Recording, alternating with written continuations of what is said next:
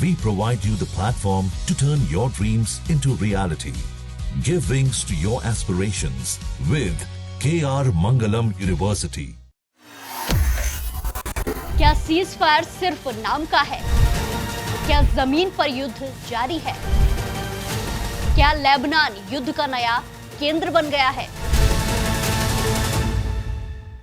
नमस्कार, दैनिक जागरण में आपका स्वागत है और मैं आपके साथ प्रिया बिस्ट। सीज फायर, युद्ध विराम का ऐलान, लेकिन बमबारी अभी भी जारी है। पश्चिम एशिया में हालात अब और ज्यादा विस्फोटक हो चुके हैं। लेबनान में इजरायल के हमले ने तबाही मचा दी है और अब ईरान ने खुलकर बदले की चेतावनी दे दी है। यानी शांति नहीं, बल्कि तूफान से पहले की खामोशी। लेबनान की राजधानी बैरूत समेत कई इलाकों में इजरायल ने जोरदार हमले किए। इन हमलों में 254 लोगों की जान जा चुकी है और 1100 से ज्यादा लोग घायल हैं। हालात इतने गंभीर हैं कि पूरे लेबनान में शोक दिवस घोषित करना पड़ा। सवाल उठ रहा है, जब सीज फायर लागू है तो फिर ये हमले क्यों हुए? सीज फायर या छलावा? लेबनान में मौत का आंकड़ा 254। इजरायल के हमले जारी, क्या भड़केगा बड़ा युद्ध?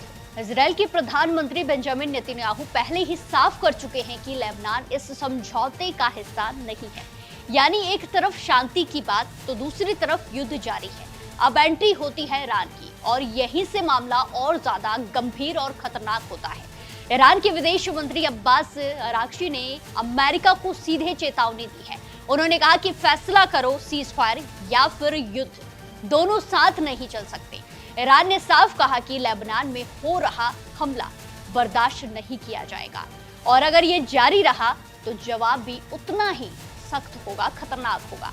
अब ये सिर्फ इजरायल और लेबनान की लड़ाई बिल्कुल भी नहीं रही है, ये एक बड़ा अंतर्राष्ट्रीय संकट बढ़ता जा रहा है। अगर ये टकराव बढ़ता है तो स्ट्रेट ऑफ हॉर्मुज जैसे अहम इलाकों में तनाव और ज्यादा बढ़ सकता है, जिसका सीधा असर दुनिया की तेल सप्लाई और अर्थव्यवस्था पर पड़ेगा, जैसा हमेशा कहा जा रहा है। विशेषज्ञों का मानना है कि ये सिर्फ एक क्षेत्रीय टकराव नहीं, बल्कि एक बड़े अंतर्राष्ट्रीय संकट की शुरुआत हो सकती है।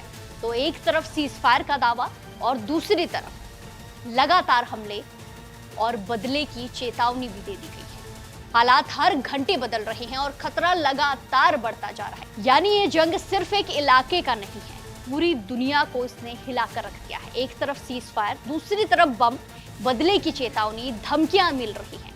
हालात पर पल पल नजरें हैं और ये बदलते जा रहे हैं। हालात लगातार बदल रहे हैं। अब सबसे बड़ा सवाल है, क्या ये सीज फायर टिक पाएगा या दुनिया एक और बड़े युद्ध की तरफ आगे बढ़ रही है? आप क्या सोचते हैं?